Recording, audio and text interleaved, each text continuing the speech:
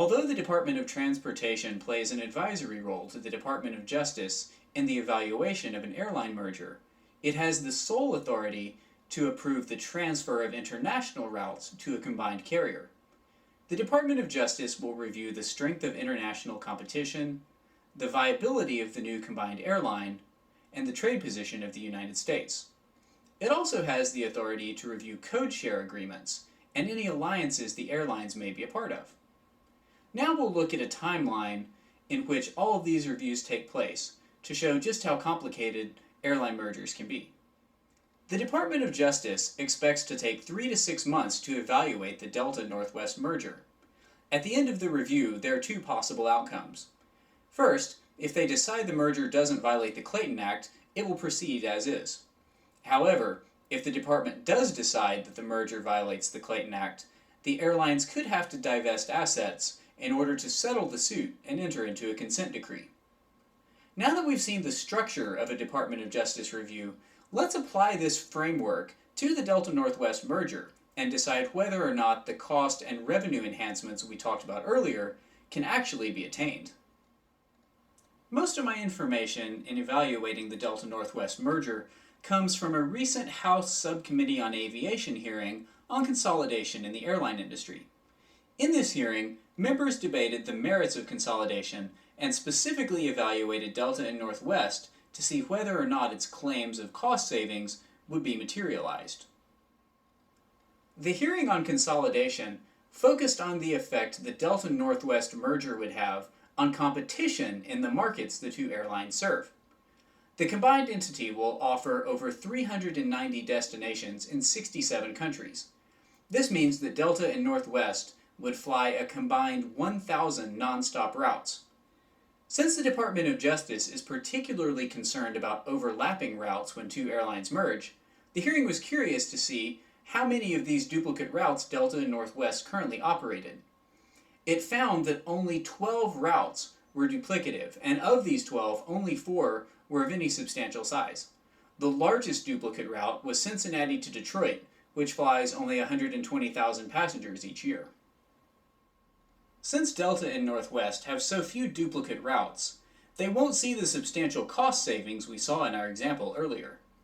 Next, the hearing tried to determine the level of pricing power a combined Delta and Northwest would have over its competition. Since neither airline plans to close any of its hubs, there won't be a reduction in flight volume. However, the hearing did speculate that the combined entity would have increased pricing power through scale alone.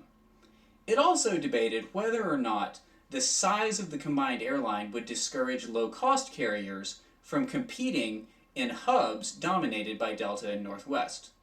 Although Delta and Northwest haven't announced capacity reductions by closing major hubs, they have reduced their number of flights on smaller regional routes.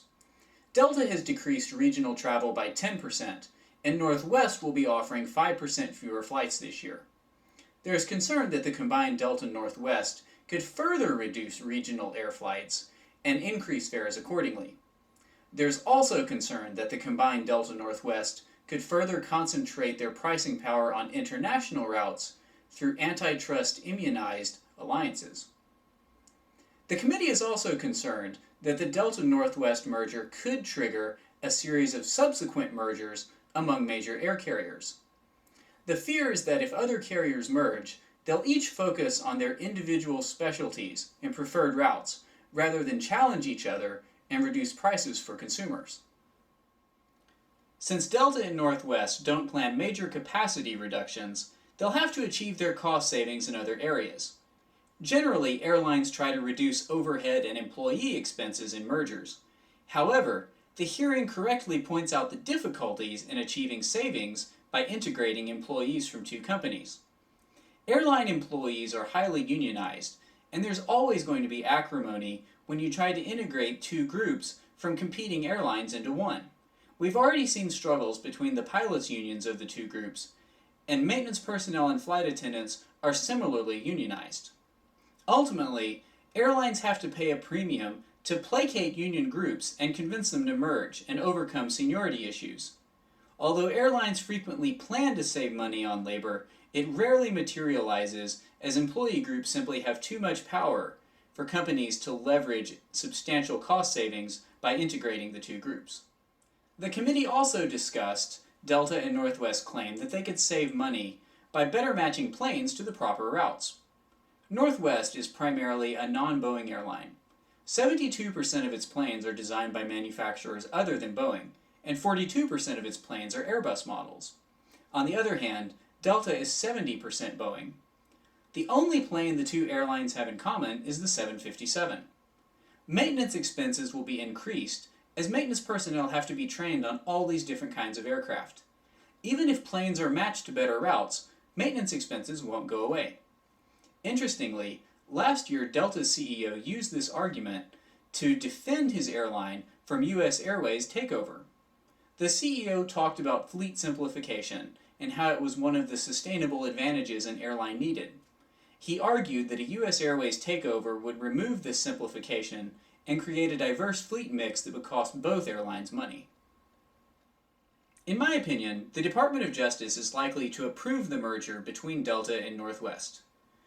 As this hearing has demonstrated, Delta and Northwest don't plan drastic capacity reductions which will reduce competition. Without this reduction, they won't be able to charge substantially higher fares or keep new entrants from entering their markets. Airline mergers are different from those of any other industry. For example, when manufacturers merge, they know they can reduce expenses by closing duplicate facilities or shedding excess labor. However, when airlines merge, they know they can generate added revenue, but at an increase in operational expense. This is the exact opposite of the manufacturing example.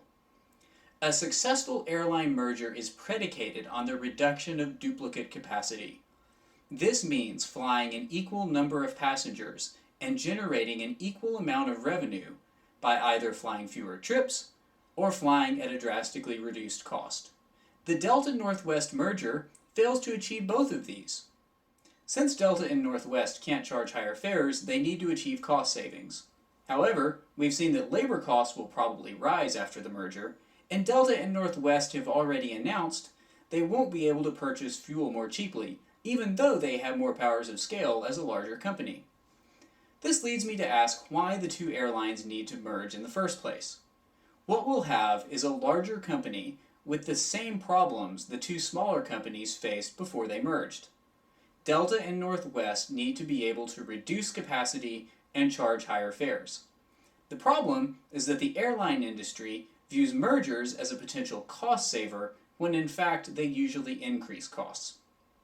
Ultimately, mergers will not be the answer for the airline's continued problem with margins and increasing variable cost. In our next edition, we'll look at fuel hedging, which is another way airlines try to manage fuel prices for the long term.